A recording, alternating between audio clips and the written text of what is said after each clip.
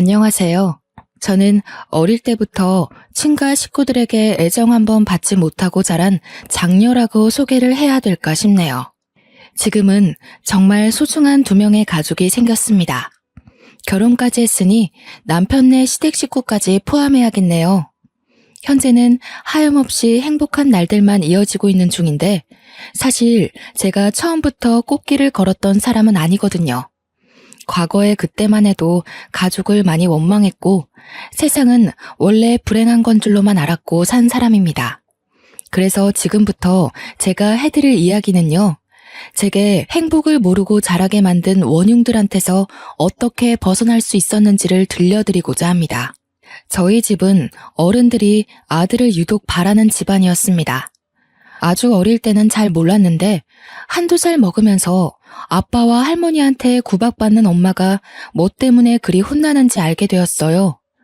엄마가 다들 그렇게 바라는 아들을 낳지 못하고 딸인 저를 낳았기 때문이었죠. 그래도 할아버지가 살아계실 때는 할머니와 아빠의 훈수질이 막 심하지 않았습니다. 할아버지가 세상을 뜨고 나서부터 할머니의 윽박은 기다렸다는 듯이 심해졌고 엄마를 포함해 저까지 미움을 받았어요. 제가 완전 아기였을 때는 당연히 기억이 안 납니다. 조금 크고 나서 생각한 건데 아마 엄마 아빠는 뱃속에서 제 성별이 드러나자마자 저를 가지고 많이 싸우지 않았을까 싶어요. 이유는 당연하잖아요. 내가 딸이기 때문이었죠. 오직 그 이유 하나가 하루하루 집안이 풍비박산 되어가는 유일한 근거였습니다. 제가 보기엔 할머니도 할머니지만 엄마의 배우자인 아빠가 참 너무했다고 봤는데요. 당시에 아빠가 더 미웠던 건 할머니는 같이 사는 게 아니라서 많이 안 만나기도 했고 아빠가 엄마에게 아들 못 낳는 귀신이라며 막대하는 걸 매일 봤기 때문이에요. 엄마에게만 향하던 아빠의 불같은 화살이 제게 튀기까지 그리 길게 걸리지 않았는데요. 제 기억으로 아빠가 저를 안아준 적은 단 한 번도 없었습니다. 아빠는 항상 저한테 들어가는 모든 돈을 아까워했고 오히려 엄마한테 주던 생활비를 끊기까지 했어요. 때문에 엄마는 따로 알바를 하면서 제 초등학교를 보낸 걸로 알고 있습니다. 저는 초등학교 때부터 집안 돌아가는 분위기를 눈치챘어요. 개학을 앞두고 마지막 일기를 쓰고 있을 때 아빠가 술 먹고 들어와서 엄마에게 호통치는 걸 들었거든요. 야, 이 옆했네야. 집에서 식충이처럼 밥 축낼 시간에 아들 낳게 해달라고 기도라도 하란 말이야. 고작 딸 하나 낳고서 밥이 목구멍으로 넘어가냐? 넘어가냐고. 몇 번을 말해. 그게 내가 원하는 대로 되냐고. 나만 문제 있어? 아들씨 못 부리는 당신도 잘못 있는 거 아니야? 하늘이 정해주는 걸 나더러 뭘 더 어쩌라고. 이 썩을 년이 건방지게 어디서 큰 소리야? 그러니까 네 말은 지금 내 탓이라는 거냐? 내 씨가 뭐가 어쩌고 저째? 이 돼지 같은 년이. 아빠는 거의 매일 술을 마시고 들어와서 엄마한테 시비를 걸었습니다. 손찌검도 빠지지 않았고요. 방문을 닫고 있는 제 방에 고스란히 그 다툼이 들릴 정도로 컸어요. 엄마는 스트레스를 주로 먹는 걸로 해결했는데요. 그렇다고 살이 찌거나 덩치가 큰 게 아니었거든요. 아빠가 술 취해 쓰러져서 모르겠지만 엄마는 먹었던 음식을 새벽에 모두 토해내고 말아요. 제가 한번 싹 자지도 않고 가서 등 두들겨주면 엄마가 괜찮다고 얼른 들어가서 자라고 해서 잘 알고 있어요. 아빠는 잘 알지도 못하면서 맨날 엄마가 밥 먹고 있는 걸로 큰 소리를 많이 쳤습니다. 그때마다 제 속은 아빠를 향한 원망으로 가득 채워져 갔죠. 이 모든 불행이 단지 엄마가 아들을 못 낳아서라는 게 그 어린 나이에 저는 진짜 이해가 안 갔습니다. 엄마라고 아들을 안 낳고 싶은 게 아니잖아요. 누구보다 엄마가 가장 간절할 거란 말이에요. 아들 만들고 싶다고 뚝딱 만들어버리는 게 임신이면 세상 어느 천지 부부가 자녀 성별로 울고 웃고 하겠습니까? 제가 보기엔 스트레스 때문에 애가 더 안 생기는 것 같았어요. 할머니 아빠가 하도 자기 가문 씨 말릴 셈이냐고 협박했고 그 때문에 엄마는 아빠와 원치 않는 관계를 이으며 노력 많이 했습니다. 손 놓고 있었던 게 아니라고요. 그런데도 생기지 않는데 어떡합니까? 당시 제일 괴로웠던 건 분명 엄마였는데 그럼에도 얼른 아들을 임신하길 원하셨어요. 한 번은 엄마도 임신이 되지 않는 게 걱정되어 저를 데리고 산부인과를 간 적이 있었습니다. 병원에서 엄마한테 너무 스트레스가 과도해서 몸이 아기 집을 만들 만한 건강을 못 갖췄다고 하는 거 있죠. 그래도 어쩝니까? 그 집을 나오지 않는 이상 스트레스와 함께 살아야 하는데 엄마는 스트레스 때문에 임신이 잘 안 된다는 걸 아빠 할머니한테 숨겼습니다. 알려봤자 그 사람들이 바뀔 것 같지도 않으니 그냥 이렇게 살다가 끝까지 아들 못 만들면 그대로 살겠다고 단념을 했어요. 그렇게 그 사실을 저만 알고 있는 상태에서 제가 중학생이 되었는데요. 그때까지도 엄마는 아빠와 할머니한테 한결같이 아들 소리로 괴롭힘을 당하며 지내왔습니다. 제가 학교를 다니다 보니 자리를 비워야 해서 엄마를 지켜주는데도 한계가 있더라고요. 아주 어릴 땐 아빠가 무서워서 엄마를 도우지 못했지만 중학생이 되었을 땐 저도 제 나름대로 신념과 생각이 있어서 아빠한테 대들 용기가 생기는 겁니다. 한날 하교하고 돌아왔는데 아빠가 또 엄마를 괴롭히고 있더라고요. 바로 엄마를 제 뒤로 숨기며 겁없이 아빠를 맞섰죠. 엄마가 아들을 못 낳는 게 아니라 아빠가 못 낳게 만들고 있다는 생각은 안 해? 아빠가 맨날 술 먹고 엄마 쥐잡듯이 잡는데 어떻게 애가 생기겠어? 이런 식이면 아빠 때문에 있던 애도 유산될 지경이야. 상미야, 하지 마. 방에 들어가. 엄마 아빠가 알아서 할게. 너 쓸데없는 소리 하면 혼나? 얼른 손 씻고 저녁 먹을 준비해. 나봐. 아빠도 알아야지. 모르니까 자꾸 엄마한테 함부로 하잖아. 아빤 모르지? 엄마 재작년에 병원 갔었어. 병원에서 뭐라는지 알아? 엄마가 스트레스 과다 상태라서 아기 집이 버틸 만한 몸이 못 된대. 다 아빠 할머니 때문이잖아. 스트레스 좋아하시네. 남들은 순풍순풍 잘 만났는 거 네 엄마는 뭐가 그렇게 어렵다니? 아니 근데 이게 어린 것이 어디 아빠한테 바락바락 소리 지르고 난리야? 저는 그날 아빠한테 처음으로 맞을 뻔했어요. 엄마가 서둘러 아빠를 막지 않았다면 지금보다 더 씻을 수 없는 상처가 남았겠죠. 엄마가 저보고 방에 가라고 소리쳐서 저는 그 자리를 피할 수 있었습니다. 원래 아빠가 저한테 욕은 해도 손찌검은 안 했는데 솔직히 저도 그날 아빠 손이 올라오는 걸 보고 좀 많이 놀랐어요. 그리고 동시에 실망도 컸습니다. 그래도 아빠라고 생각해서 제가 노력하면 언젠가 아빠를 변화시킬 수 있지 않을까 하면서 한 번씩 관계 회복을 위해 애쓰기도 했거든요. 그날 후로 저는 아빠에게 딸로서의 마음을 다 접어버렸습니다. 부모 자식 간의 마지막 애정을 완전 놓아버리니 아빠를 향한 제 마음에 남은 건 분노와 원망밖에 없더군요. 저는 사춘기의 히스테리를 아마 아빠한테 제일 많이 부렸던 것 같아요. 엄마를 괴롭힌다 싶으면 자다가도 뛰어가 아빠한테 대들었으니까요. 그래도 아빠는 제가 악바리 근성으로 막아대니 엄마한테 손찌검하는 걸 줄이긴 하더라고요. 여전히 한숨 쉬고 욕하는 건 마찬가지였지만 그동안에 비하면 엄마를 덜 함부로 했습니다. 스트레스 과다 때문에 아기 집이 불안정하다고 하니 그 말에 살짝 겁먹은 듯한데 진작에 말해줄 걸 싶더군요. 엄마도 참 제 엄마지만 당시에는 어린 마음에 엄마가 너무 바보 같다고 생각했습니다. 대체 왜 아빠 할머니한테 휘둘리는지 모르겠는 거예요. 제가 이렇게 살지 말고 아빠 할머니 버리고 도망가자고 했는데도 엄마는 저를 타이르기만 했어요. 아들만 낳으면 아빠도 안 그럴 거야.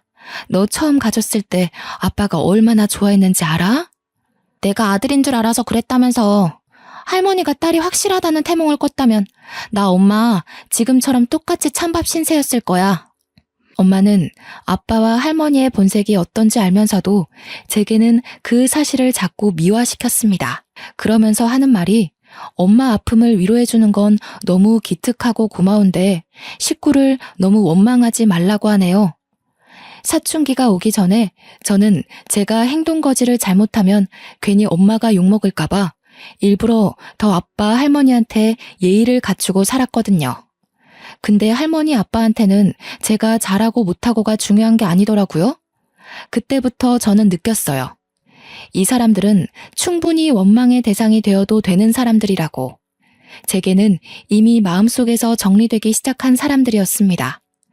엄마는 그러지 말라고 했지만 그것만큼은 엄마 말을 따라줄 수가 없어서 저는 계속 버릇없이 굴었어요.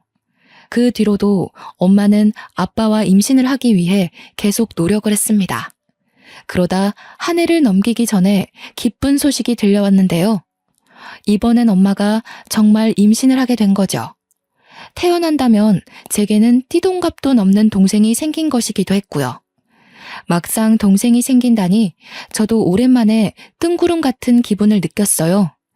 여동생이든 남동생이든 다 예뻐해줄 자신이 있었지만 이왕이면 남동생이길 바랬습니다. 저도 할머니 아빠 말처럼 해주기 싫은데 한편으론 엄마가 아들을 낳아서 그들에게 그만 인정받기를 원했거든요. 성별을 확인할 수 없는 시기에는 할머니 아빠가 엄마한테 폭언을 조금 삼갔는데요. 겨우 얻은 아이를 혹시나 유산하게 되면 안 되니까 조심하는 듯 했습니다. 그렇다고 환대를 하는 건 또 아니었어요. 행여나 뱃속의 아이가 딸일 경우 할머니와 아빠는 엄마를 가만두지 않으려고 벼르고 있었으니까요. 아마 저를 아들로 착각해서 기뻐했던 것처럼 김칫국 마시지 않기 위해서 참고 기다리는 것 같았어요. 저희는 원래 한 달에 한 번 할머니 집에 가서 밥을 먹곤 했는데요. 한날은 식사 자리에 할머니 아빠가 엄마한테 하는 말이 참 가관이었습니다. 애기 성별 정확히 하려면 한 20주 정도 걸린다더라. 애미 너 이번에도 딸이면 그만 우리 아들이랑 이혼하거라.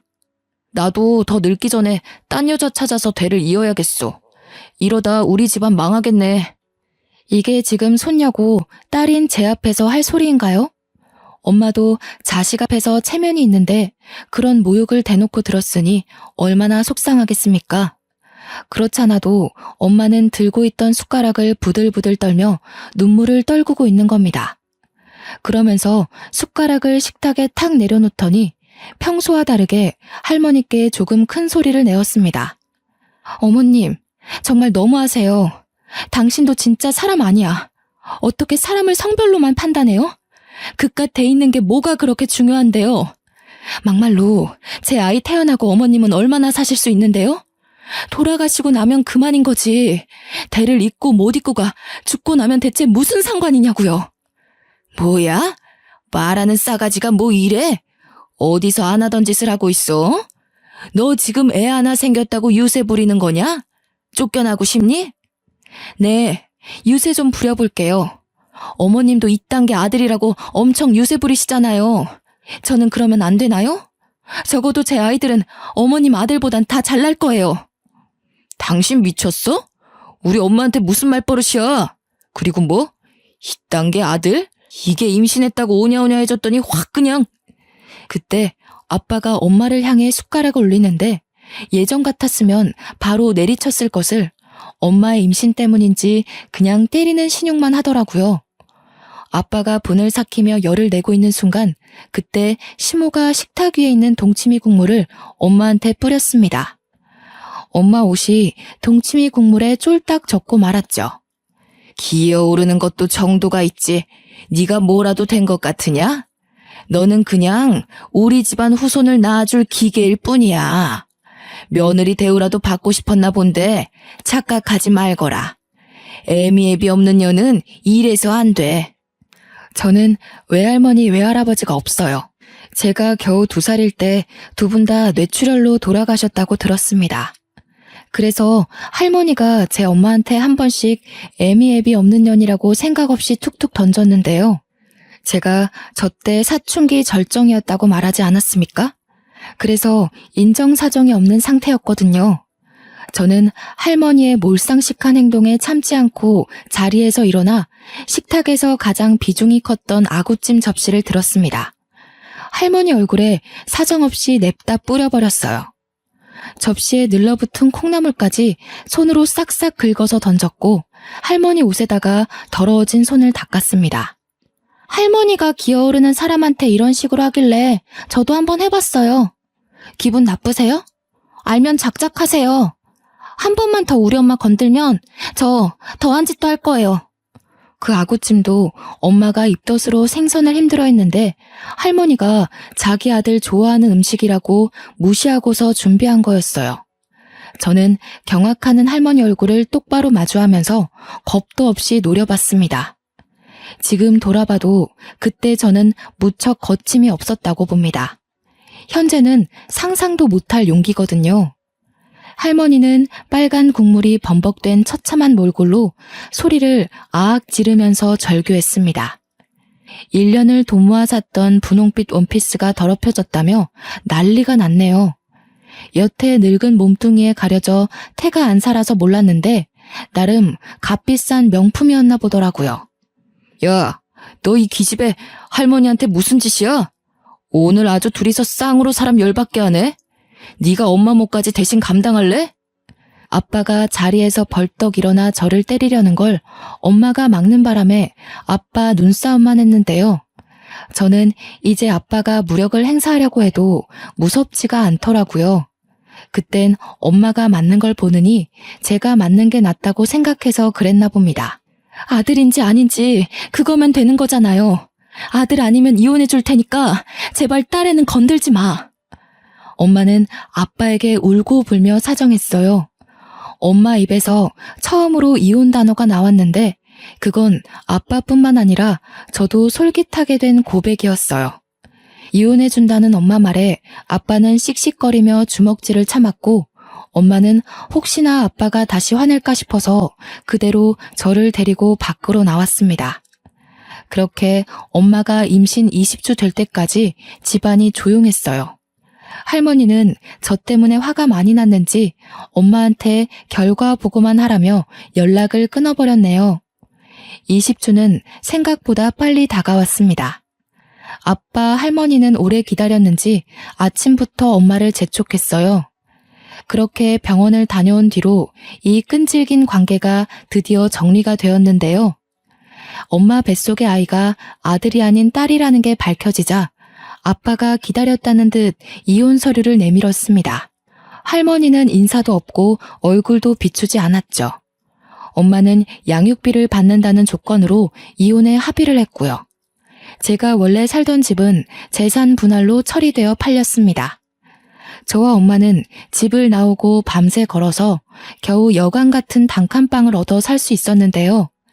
재산 분할받은 돈이 아니었다면 이마저도 못 구했을 거라 감지덕지하며 계약했습니다.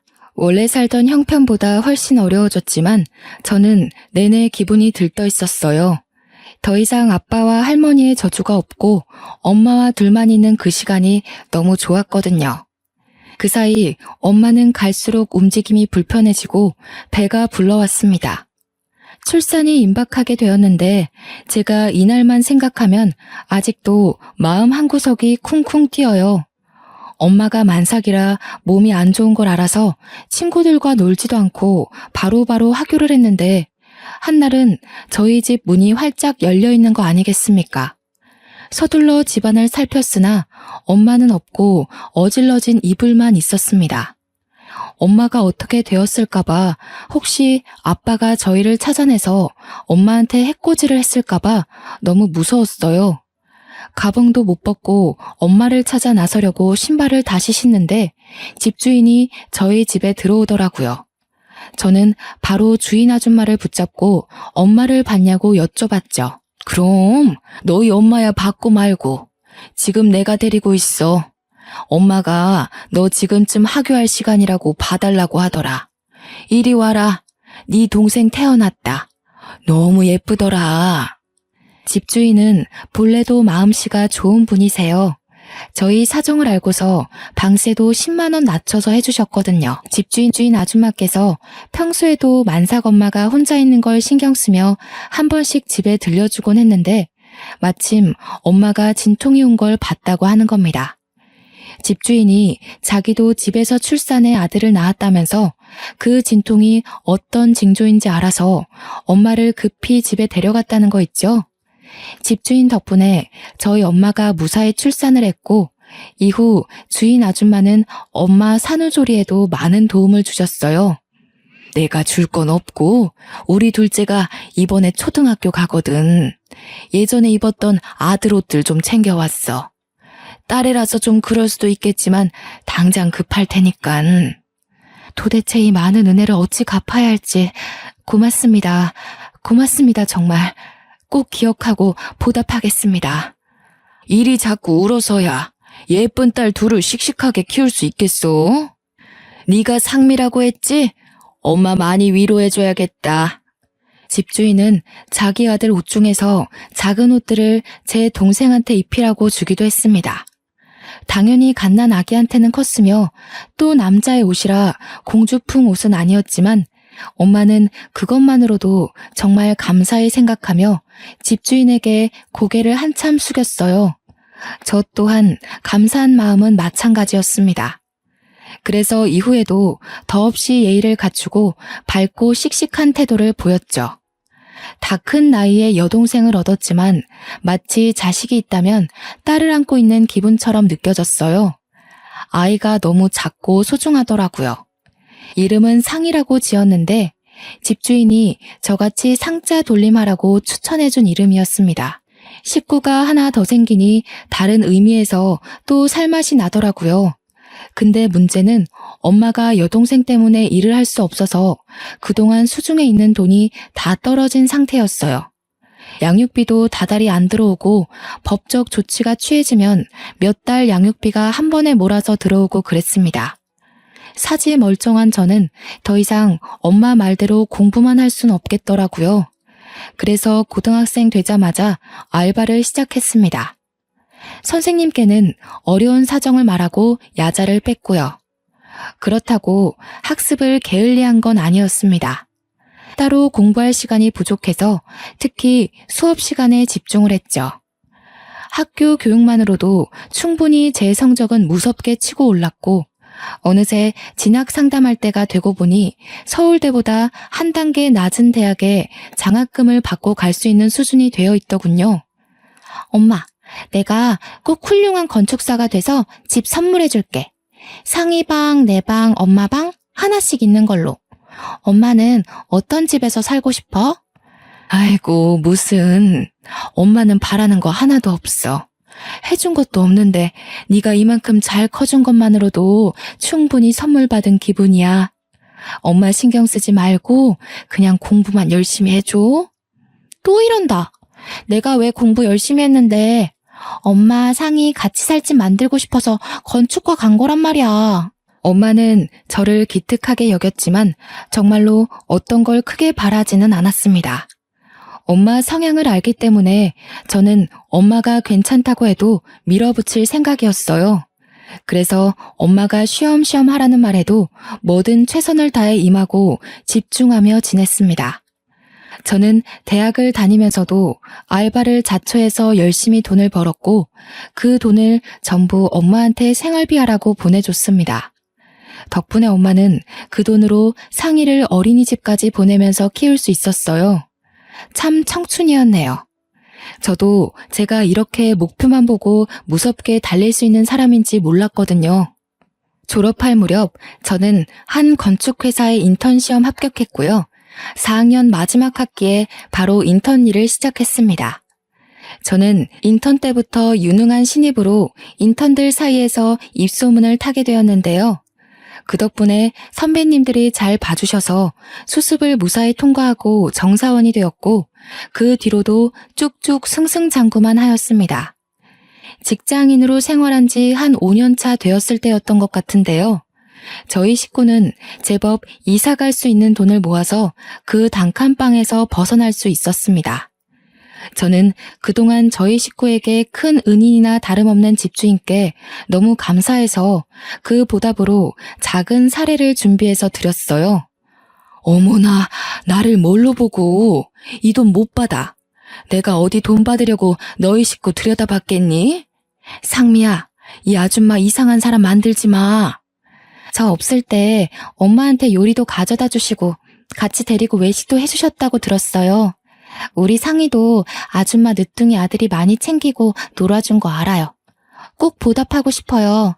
그래야 제가 다음에 아줌마 얼굴을 계속 볼 수 있을 것 같아요. 아유, 나 이런 거 불편하고 민망한데 어쩜 집안 사람들이 이렇게 다 마음이 예쁠까?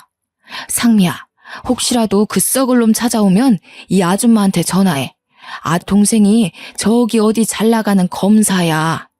집주인은 저희가 택시 탈 때까지 배웅을 해주셨습니다. 언니 동생 하면서 지낸 엄마도 집주인과의 작별을 아쉬워했지만 연락처가 있으니 언제든지 또 만나기로 기약했죠. 저희 세 식구는 그렇게 조금 더 형편 괜찮은 신축 오피스텔로 이사를 갔습니다. 겨우 방 2개라지만 상희가 집이 예쁘고 크다고 좋아라 하면서 방방 뛰는 거 있죠.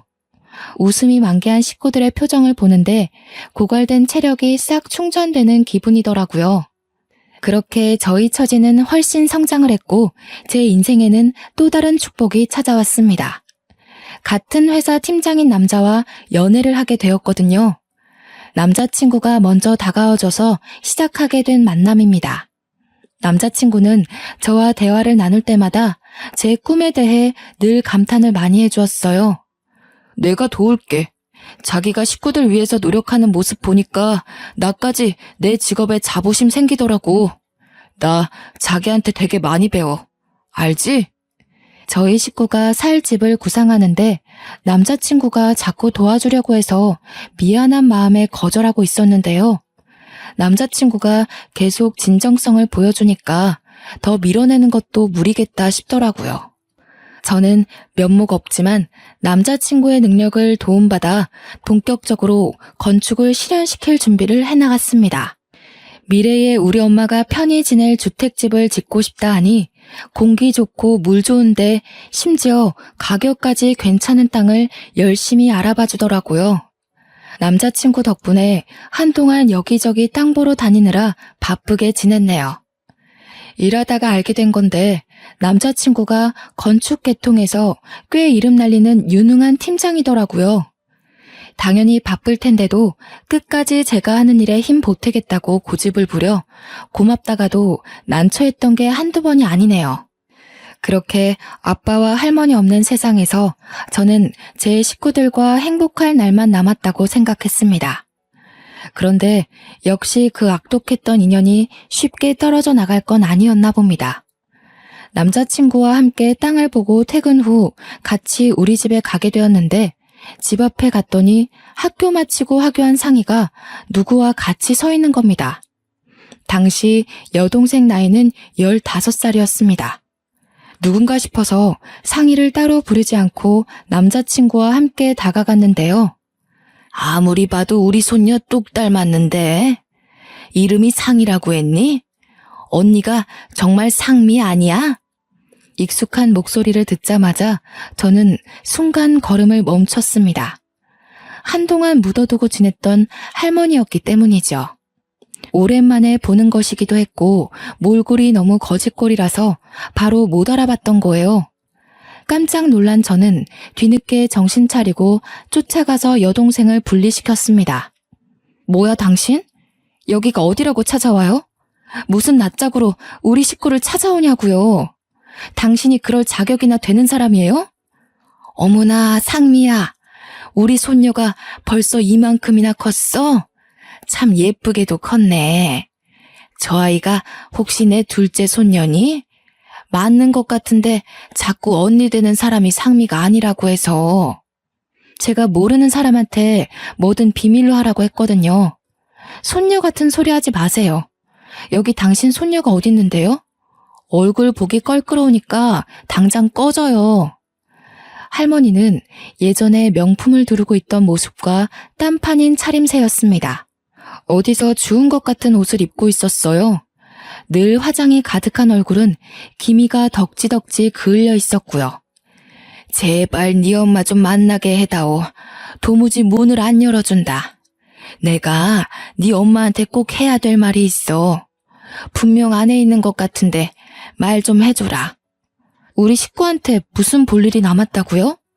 벌써 몇 년 전 일 아닌가요? 당신네들이 우리 엄마 쫓아낸 거잖아요. 다신 꺼내고 싶지 않은 기억이니까 꺼지라고요. 아이고 상미야, 이 할미가 잘못했다. 내가 이렇게 사정할게.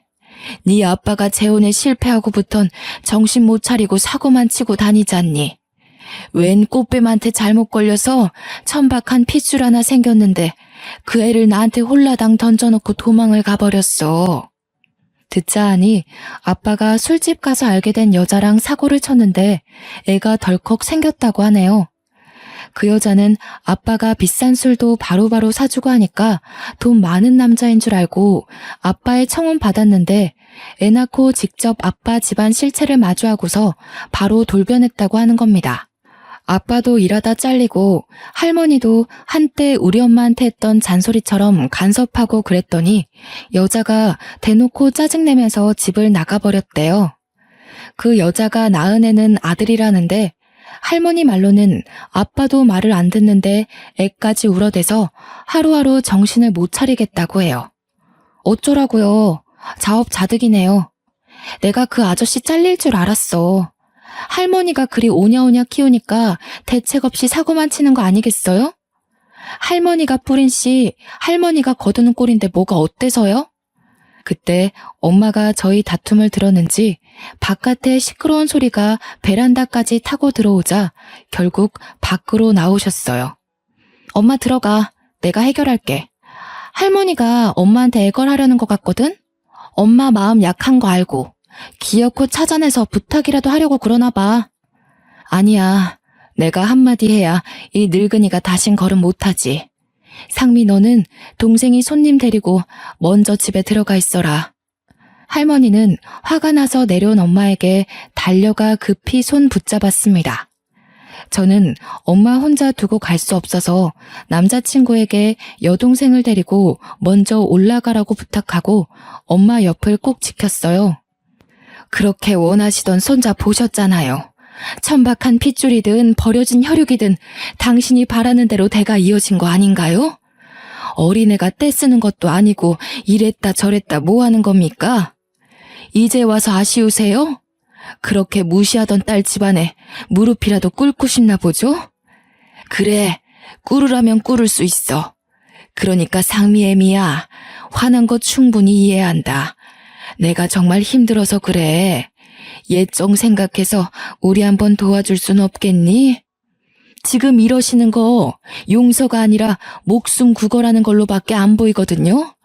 당연히 힘드셔야죠. 그렇게 떠받들던 아들이 손자한테 발목 잡히신 기분 느끼셔야죠. 말년에라도 그 융통성 없는 신념이 무너질 수 있어서 참 다행이네요. 남은 생 아들들이 주는 복 실컷 받으려고 그런가 봐요. 팔자라고 생각하고 사세요. 엄마는 그대로 저를 데리고서 집에 돌아왔습니다. 할머니가 뒤따라 쫓아와서 몇 번을 문을 두들겼지만 엄마는 경찰 부르기 전에 꺼지란 소리만 하며 문을 열어주지 않았어요.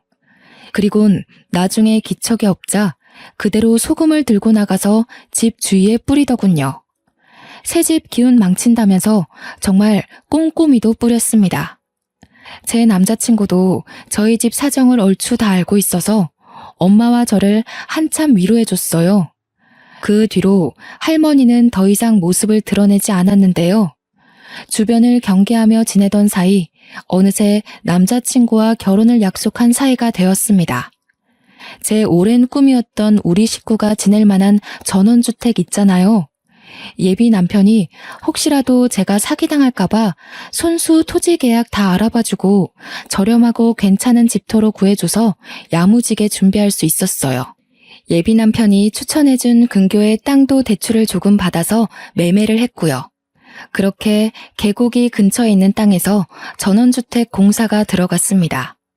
제가 몇 년을 노력해 만든 설계 도면을 가지고 남편이 추천해준 건축사와 함께 저렴한 견적으로 짓고 있어요. 아, 그리고 예비 남편과 결혼식 날짜 정하기 전에 상견례 약속부터 잡았는데요. 제가 그날 정말 깜짝 놀랐잖아요. 서로 일이 바빠서 시부모님을 상견례 때 처음 뵈었거든요. 그런데 시모가 다름 아닌 제가 아는 분이지 뭡니까? 옛날에 저희 엄마 저를 도와준 그때 그 집주인 아줌마인 거 아니겠어요? 왜 있잖아요.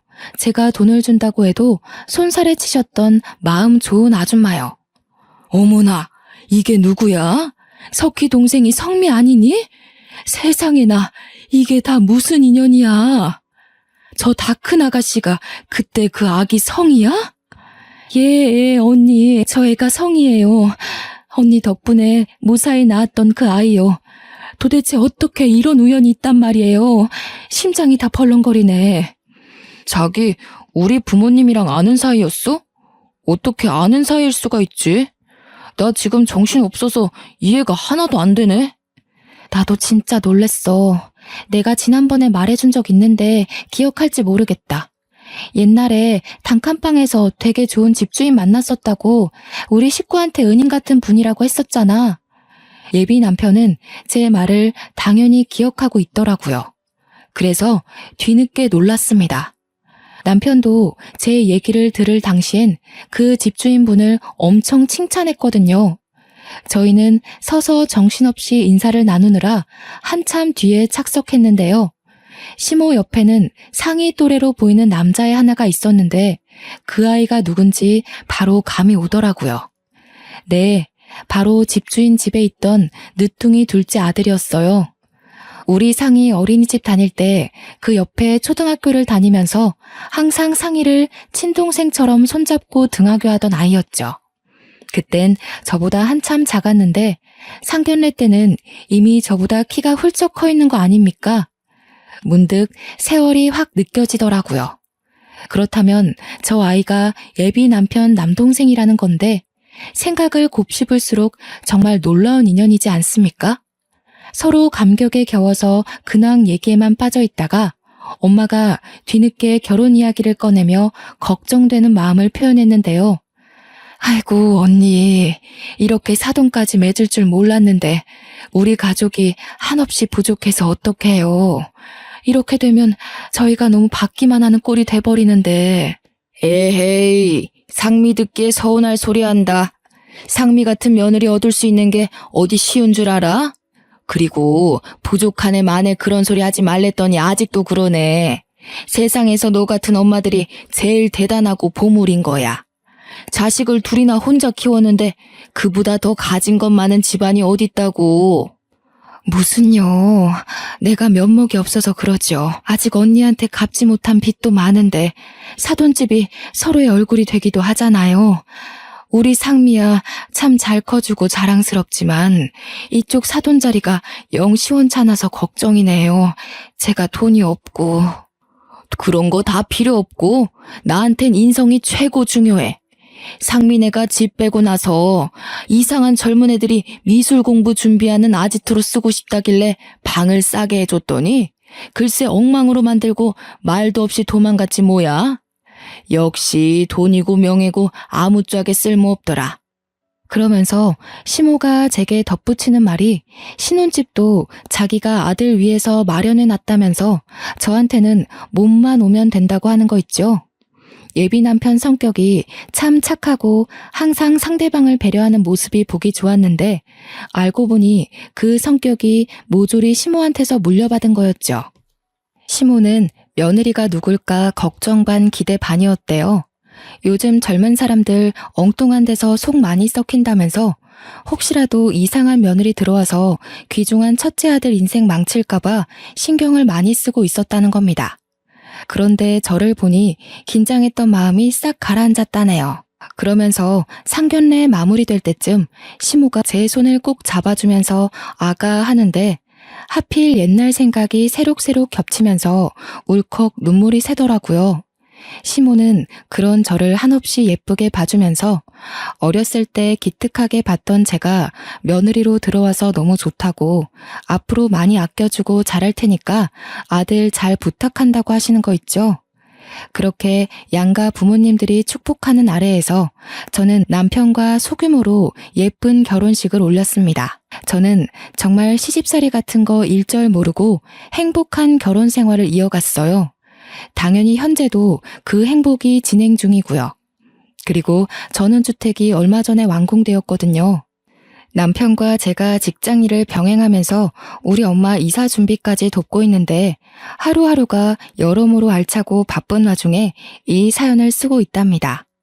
엄마는 이사하는 내내 마주할 때마다 웃음꽃이 펴 있었어요. 특히나 마당의 조그마한 텃밭과 연못이 그렇게 마음에 드나 봐요. 아직 내부에 정리할 게 한참인데 갈 때마다 손수 키운 농작물이 금붕어 샀다면서 자랑하시더라고요. 얼마나 귀여운지 모릅니다. 남편도 자기 장모님의 웃음이 좋은지 귀찮을 법도 한데 엄마가 하는 모든 말에 대응을 잘해주는 거 있죠. 저는 한 번씩 과거에 엄마가 매일 밤 울던 때가 생각이 나서 순간 감정이 울컥할 때도 있어요. 그대로 지금 이렇게 행복하신 걸 보니까 저도 더 이상 엄마 걱정은 덜어볼까 싶네요. 엄마는 요즘에도 저 덕분에 인생 폈다고 항상 저더러 고맙다고 말하는 게 습관인데요. 그럴 때마다 저는 엄마 덕분에 이렇게 당차고 이쁘게 컸으니까 이젠 고생 말고 행복한 일만 하고 지내달라고 말해주고 있습니다.